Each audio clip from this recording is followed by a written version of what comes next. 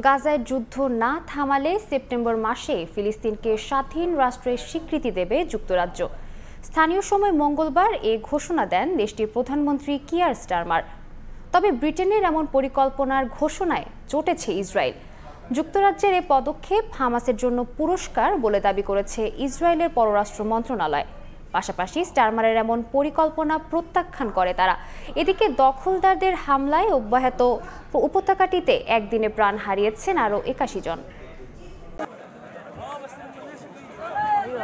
ক্ষুধা নিবারণের আশায় ছোট ছোট হাত দিয়ে চলছে মাটি থেকে ময়দা তোলার আপ্রাণ চেষ্টা।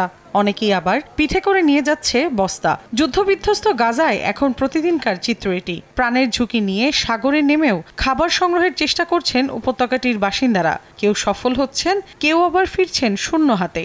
এদিকে স্থানীয় সময় মঙ্গলবার টানা তৃতীয় দিনের মতো বিমানযোগে ত্রাণ পাঠিয়েছে জর্ডান।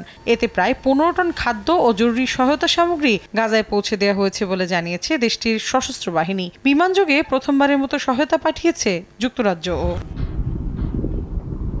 দুর্ভিক্ষের সবচেয়ে ভয়াবহ পরিণতির মধ্যেও নৃশংসতা অব্যাহত রেখেছে দখলদার ইসরায়েল। মঙ্গলবার উপত্যকা জুড়ে চালানো হামলায় প্রাণ হারান অর্ধশতাধিক গাজাবাসী। এক বিবৃতিতে বিষয়টি নিশ্চিত করে উপত্যকাটির স্বাস্থ্য মন্ত্রণালয়। এদিকে গাজায় দখলদার ইসরায়েল বর্বরতা বন্ধ না করলে, যুদ্ধবিরতির চুক্তিতে সম্মত না হলে পশ্চিম তীরকে অধিগ্রহণ করা হবে না এমন নিশ্চয়তা না দিলে এবং দ্বিরাষ্ট্র গঠনে শান্তি প্রক্রিয়ার প্রতিশ্রুতি না দিলে আগামী সেপ্টেম্বরে ফিলিস্তিনকে স্বাধীন রাষ্ট্রের স্বীকৃতি দেওয়ার ঘোষণা দিয়েছেন যুক্তরাজ্যের প্রধানমন্ত্রী কিয়ার স্টারমার। মঙ্গলবার নিজের মন্ত্রিপরিষদের সঙ্গে জরুরি বৈঠক শেষে এ পরিকল্পনার ঘোষণা দেন তিনি। বলেন, ফিলিস্তিনের স্বাধীনতাকামী সংগঠন হামাসকে তারা ইসরায়েলের সঙ্গে মেলাচ্ছেন না এবং তাদের মধ্যে কোনো তুলনাও হয় না। পাশাপাশি হামাসের প্রতি ইসরায়েলের জিম্মিদের মুক্তি ও যুদ্ধবিরতির চুক্তি করার আহ্বান জানান স্টারমার। আমাদের লক্ষ্য সবসময়ই একটি নিরাপদ ও সুরক্ষিত ইসরায়েলের পাশাপাশি একটি কার্যকর ও সার্বভৌম ফিলিস্তিন রাষ্ট্র গঠন।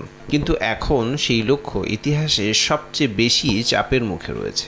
আমি আগেও বলেছি, আমরা এমন সময় ফিলিস্তিন রাষ্ট্রকে স্বীকৃতি দেব যখন তা দুই রাষ্ট্র সমাধানের জন্য সবচেয়ে বড় প্রভাব ফেলতে পারে।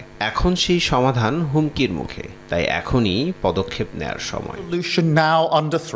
ব্রিটেনের এই ঘোষণাকে স্বাগত জানিয়েছেন ফ্রান্সের পররাষ্ট্রমন্ত্রী। এর আগে গত সপ্তাহে ফ্রান্স জানিয়েছিল সেপ্টেম্বরে জাতিসংঘের সাধারণ পরিষদে ফিলিস্তিনকে আনুষ্ঠানিক স্বীকৃতি দেবে তারা।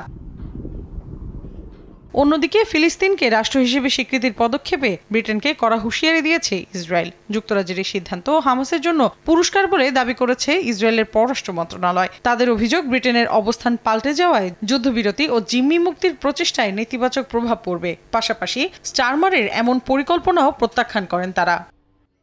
মৌসুমী সাথী, সময় সংবাদ।